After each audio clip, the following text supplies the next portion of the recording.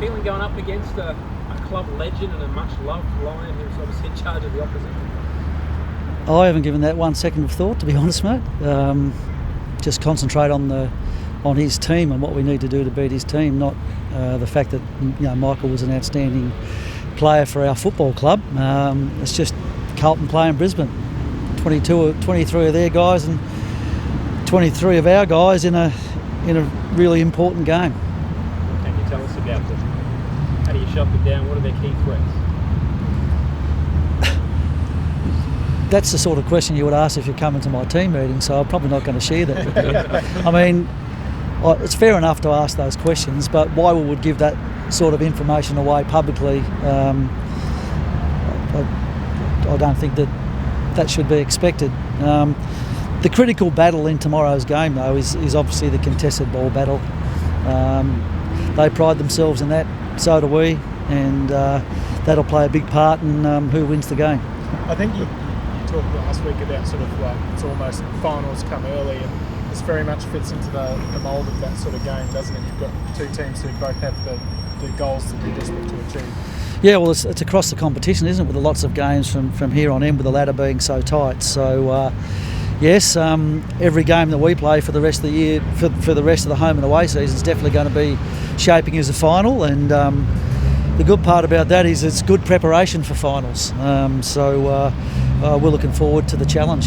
Have you had to do anything to sort of lift the team after the Richmond game, or was that pretty apparent that they'd sort of, once you did your review, they'd taken it all to heart and moved on? No, I feel like everybody else on the planet's more flatter about that result than I and we are. The first half of football last weekend was as good as we've played this year, so we were really buoyed by that. We were great offensively, we were great defensively, and we won the contest really well. So we feel like we can build on that. I regard Richmond as a really good team, and if it wasn't for the fact that they'd kicked inaccurately, they'd probably be in the top 4 right now. And they're very, very hard to beat at the MCG. And if you look back maybe 5 or 6 weeks ago, how much did Geelong beat them by? 3 points? Yeah. So they're a really good side. And we took a lot of confidence from the way we went about it in the first half, and we felt like in the second half that we had our chances, particularly in front of goal. We didn't take them. Whether that be kicking it through the goals or completing plays inside 50. So I actually thought we took a step forward last week, even though we lost. You've got your best defensive unit available for the first time in probably 4 or 5 or 6 weeks, maybe longer. What does that do for your team? Well, hopefully it helps us to get that stability back. I think we've had 14 players go through there in the last 6 games, which is a lot of change. So to have our stock standard group back again this weekend is a positive, but they've got to go out and get the job done. Got to halve their contests, win their contests with some support from their teammates up the field. But hopefully it will help us. Fags, what have you done to ensure that the first half from last week comes this week rather than the second half? I don't share the same view about the second half that you might be insinuating, mate. I thought our second half was still an honest half of football. We just didn't finish off our work in front of goals, didn't complete our inside 50s. Richmond definitely lifted, so well done to them, as you'd expect them. They're a champion team. So from our point of view, the stuff in the first half, we just reinforced it. We like our ball movement, we liked our team defence, we liked our hunt. So it's as simple as that. Dane said earlier in the week that the leaders needed to take more responsibility on the field. So when it starts... Well, yeah, that's the case every week. Yeah. That's the case every week, though. You don't win every week. Sometimes you get under the pump, in case you haven't noticed, in this competition. There are moments in games where, you do want your leaders to stand up. But we train for that, talk about that, and look, lots of weeks that they do. And some weeks they aren't as good as you'd like them to be, but that's because they're human, and that's what happens from time to time. And I would think that whoever you coached in this competition, your leaders, they don't necessarily stand up in every single moment when they need to. For that reason, they're human. Chris, are you interested in Buddy joining the Brisbane Lions? Can I answer that question with a question? Can somebody tell me for sure that the Franklins are moving to Queensland next year? That's the understanding. it's the understanding or it's a fact? To me, it's a fact. Yeah. Well, it's an interesting one because I'd not heard about that until last night. My phone started going crazy, I think, after your little expose on the news last night. So very much news to me. So I would have thought if they are moving to Queensland, that's perhaps an indication that Bud's going to retire from AFL football. So that's sort of how I read it.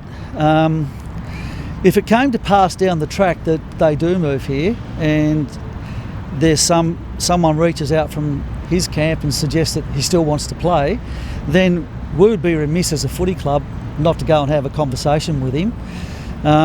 But we're not the only club in Queensland, are we? There's the Gold Coast Suns as well. So I'm not sure how that conclusion's been arrived at. It's a little bit of... Win premierships, he sees Brisbane as a better chance. Yeah, so has he actually made that comment to anyone? That's what I've been told. But has he made that comment to anyone? That's what I've been told. You've been told, yeah. So I don't know that stuff. See, that's all news to me. So I can't comment any further than that. And as far as I'm concerned, he's a Sydney Swans player, and if any of that was going to happen, it would happen when the season's all over. As I say, I've not had one conversation with Bard. My latest communication with him was a text message I sent to him when he kicked his 1,000th goal, which is 4 months ago, round 2. So, I don't know what will play out into the future, but as I said, the way I see it right now, if he's moving to Queensland to live, I would suggest that he's going to retire. But from what you said a month ago when one of us asked you here about it, you said that you'd be keen to get him here though?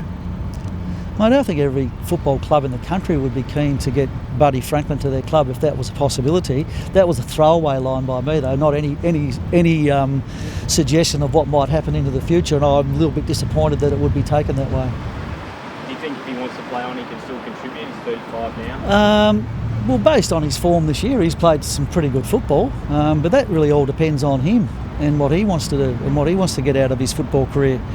Right now, if he put a full stop on it, what a brilliant career, one of the greatest of all time. Could he be like a Luke Hodge, come in here and mentor, help the forwards? Can we talk about the game tomorrow? I think I've answered all the questions really clearly. It was news to me. So could he do what Luke Hodge could do? Luke Hodge was quite a unique character. He came here to teach our players about leadership. When I was associated with Bud back in the Hawthorn days, he was a much younger player, so I don't know what his qualities are like in regards to that. He's different guy to Hodgie, so we'll just that's how I'd answer that question. Chris, do you still have the club policy of only signing 1-year deals for players over 30? I didn't know that was a club policy. You're better off to ask our list manager that. I don't know that is a club policy. I'm not. Danny, is that a club policy? No. So I don't know where you get that one from either, mate. Oh, no, that's Yeah. players over 30. Have they? No. I think if you go back and have a look through history, that's not the case. Sorry, mate. Oh, no. Yep. Can I ask you about Will? Obviously, that was announced yesterday. Yep. We've seen, obviously, the impact that Nick Dacos has had as a father-son pick and the ability to get somebody of his talent through that father-son route. You must be pretty excited to have landed Will and to have him coming here. Yeah, I've been hoping for months for that news. Will's obviously been up and trained with us. He's played some games in our reserves, played particularly well. He had an outstanding championships, and when we got that news yesterday, he couldn't wipe the smile off my face. He's a terrific young player. I don't think it'd be fair to compare him to Dacos. He's Will Ashcroft, and he'll make his own way in his own time. But he's certainly a very talented player. But above and beyond that, he's a real pro already at the age of 18. He works really hard at his game on all the angles, both game understanding, physical preparation, diet. He's just such a professional already, and he's obviously with his dad and his mum. He's been in that environment for a long, long time. So we look forward to him joining us at our club. We're very grateful that he's coming, and And congratulations to Leon Harris, who works in our recruiting department, who's done a lot of work with Will over the last 12 months, and I'm sure that's put a smile on his face too. Were you always confident he would be under father-son? Yeah, no, I was never fully confident. You never are until it's done. There's always other teams in the background, probably trying to make great offers and entice them to come to their club. No, never took it for granted. And as I said, our club's done a great job at making sure that was the result in the end. He's got a younger brother. You start working on that one. Yeah, Levi. Well, he's a good young player too. So the hope is if his brother's here, he'll come here as well. But again, you can't take that for granted. Just how important is Sunday's game in the context of the season? It's as important as every other game we play. I'm sorry to answer the questions like that, but as a coach, that's how you look at it. The next game's the most important game that you're ever going to play, and that's how we roll here at the Brisbane Lions, and I'm pretty sure that's how every other club rolls. How's Jared Berry going?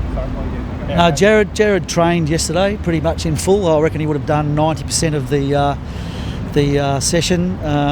He was a little bit slower. We just took a little bit more time to warm him up and left him out of a couple of the early drills, and then he just joined in everything that we did, and he's pulled up well this morning, so yes, he'll play.